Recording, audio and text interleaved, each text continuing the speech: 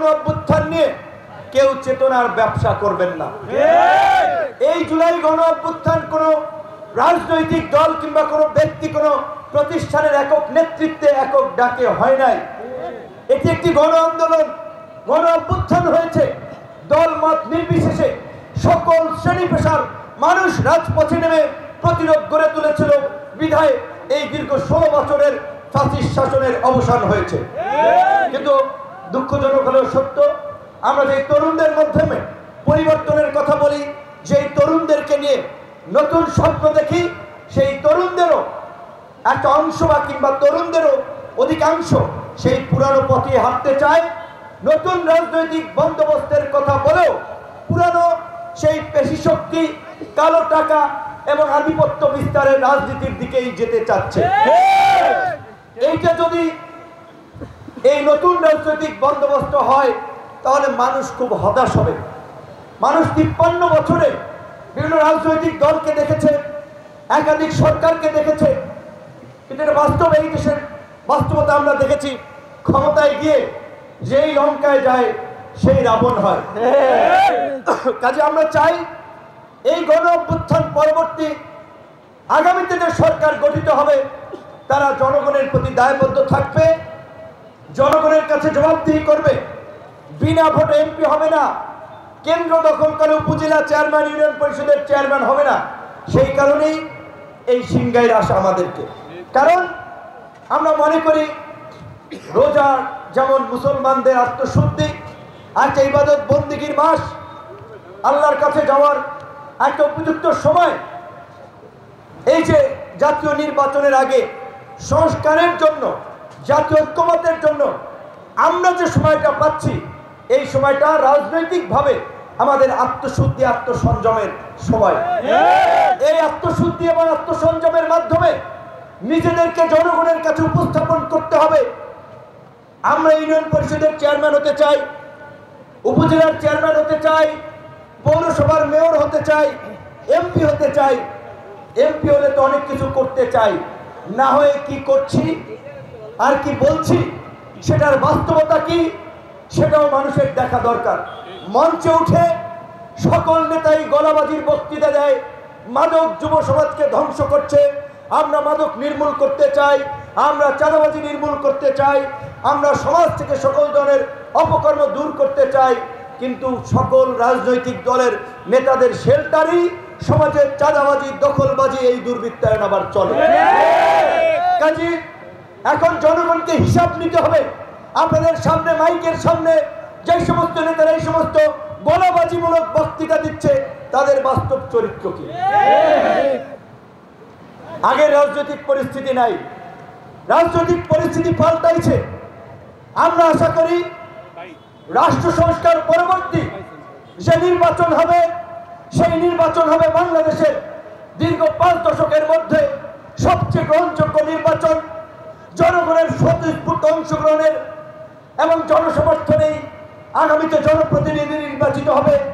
সেজন্যই আমরা বলছি, বাংলাদেশে গত 50 বছরের মধ্যে 90 পরবর্তী যে 3 দশকের সংসদীয় গণতন্ত্রের যাত্রা আমরা দেখেছি, সেই যাত্রাতেও যে আমাদের ত্রুটিগুলো রয়েছে, তত্ত্বাবধায়ক সরকার ব্যবস্থা, একটি সুন্দর নির্বাচনী ব্যবস্থা থাকলেও সব রাজনৈতিক দল ক্ষমতায় থাকতে এই তত্ত্বাবধায়ক সরকার ব্যবস্থাকে নিজের মনের মতো করে করতে চেয়েছে, যার কারণে 5 বছর পর পর নির্বাচনী সংকট তৈরি হয়েছে।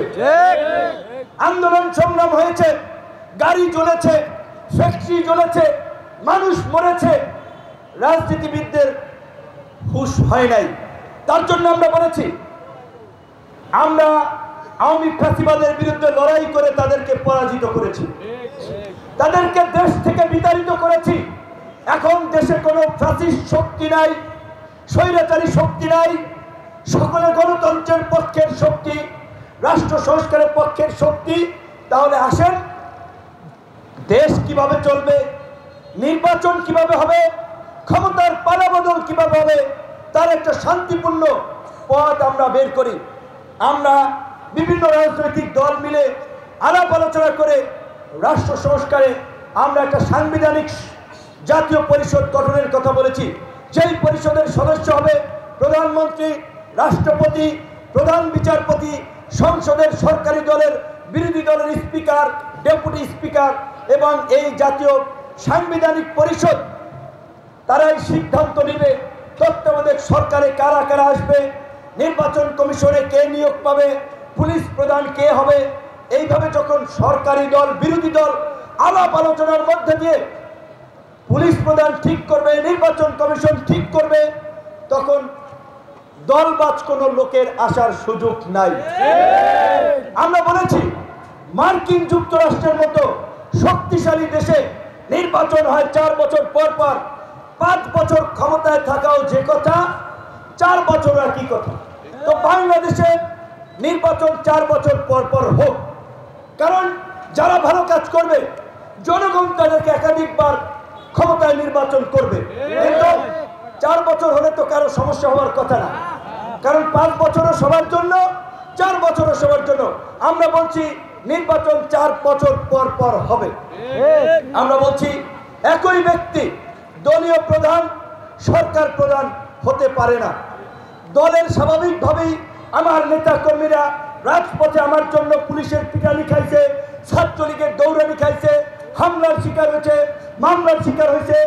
আমার তাদের প্রতি ভালোবাসা, দরদ আগে স্বাভাবিকভাবেই, কারণ তাদের পরিশ্রম, রক্ত, ঘাম, ত্যাগের কারণে আমি আজকে নেতা হয়েছি। কাজেই প্রধানমন্ত্রী হতে হলে জন্ম দিয়েছে, একটি নতুন পথ তৈরি করেছে এবং মানুষকে যে একটি নতুন দিশার সন্ধান দিয়েছে, সেই গণ অধিকার পরিষদের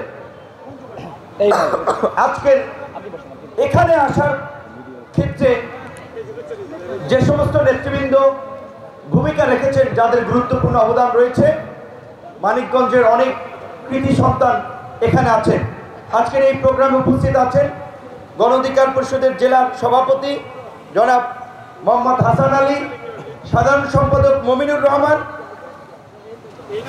সিংগাইর গণ অধিকার পরিষদের সভাপতি আল আমিন, সাধারণ সম্পাদক হাবিবুর রহমান, মানিকগঞ্জ জেলা ছাত্র অধিকার পরিষদের সভাপতি মামুন শেখ, সবুজ হোসেন, যুব অধিকার পরিষদের সভাপতি সোহেল রানা, মোহাম্মদ মোল্লা, শ্রমিক অধিকার পরিষদের সভাপতি মীর লিটন, মোহাম্মদ কাইয়ুম এবং প্রবাসী অধিকার পরিষদ কুয়েত শাখার নেতা এবং কেন্দ্রীয় কমিটির সাংগঠনিক সম্পাদক রবিউল হক, মালয়েশিয়ার শাখার শামসুল হক এবং আজকের এই প্রোগ্রামে সার্বিক সহযোগিতা করেছেন সৌদি প্রবাসী মুসা ভাই। আপনাদের সকলকে ধন্যবাদ যে আপনারা দেশে থেকে, দেশের বাইরে থেকে, আমরা যেই সময় রাজনীতি করেছি এখন একটা প্রতিকূল সময় কেটে গেছে, কিন্তু 2018 সালে আমরা যখন ঐতিহাসিক কোটা সংস্কার আন্দোলন থেকে, একটা ছাত্র সংগঠন থেকে, যুব সংগঠন, শ্রমিক সংগঠন এবং আজকের এই রাজনৈতিক পট পরিবর্তনের এই জায়গাটিতে এসেছি, এটি আমাদের জন্য কোনো মসৃণ পথ ছিল না, আমাদের জন্য অত্যন্ত বন্ধুর একটি পথ ছিল। এইখানে এসে আমার মনে পড়েছে যে এখনকার আন্দোলনে আপনারা জানেন বিভিন্ন জেলায়, উপজেলায় অনেক ধরনের সমন্বয়ক, অনেক ছাত্রনেতা পরিচয় দেন। আমি মনে করি এইখানে এই জেলায় যদি কেউ থেকে থাকে সমন্বয়কদের বড় সমন্বয়ক এইখানকার ছাত্রনেতা যে সবুজ মামুন, তারা মামুন ছাত্রনেতা, কিন্তু এই দলের প্রতিষ্ঠা লগ্ন থেকে দল গঠনে তারা ভূমিকা রেখেছে। এইখানে আমাদের যুব অধিকার পরিষদের কেন্দ্রীয় সাধারণ সম্পাদক নাদিম ভাই এই মানিকগঞ্জে ছাত্র আন্দোলন থেকে এই সংগঠনের বীজ বপনে পাড়া মহল্লায় ছুটে বেরিয়েছে।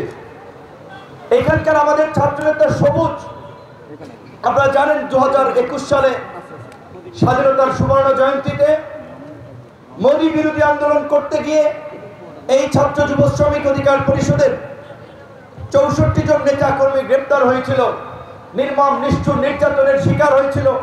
হেফাজতের সমস্ত আলেম ওলামারা, দেশ বরেণ্য আলেমরা জেলে গিয়েছে।